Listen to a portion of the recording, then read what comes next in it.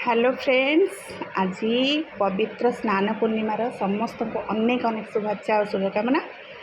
तो मुझे आज नहीं आज खाइबा तो सब बेले मु चेष्टा करे आ साधा दिन गुड़ाक मत बहुत फ्लेवरफुल माने थाली भल लगे।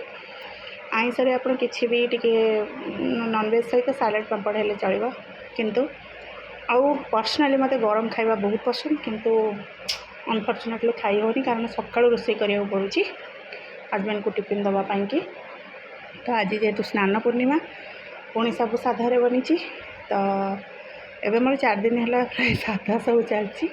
तो ठीक अच्छे। तो आज अरुआ भात, यहाँ हूँ मुग डालमा, आलू सारू बैगण कखारू पड़ी डालमा घीरे बगराएनि खाली रिफाइन ऑयल। काली आलू सीझा था काकुड़ी कंचा लंका घर तैयारी आचार देकी चकड़ देती। ये भजिया गोटे अच्छी पोटल कुंदुड़ी टी अल्प थिला आलू मिसेकी भाजी। हजबैंड को भजा टी अधिका करना भजा सहित घरे खावाई भी होता टिफिन से परोटा सहित टिफिन दे दी। तो आज खाइबा किसी एमती ठंडा हो जाए भल लगे। Happy lunch and happy cooking.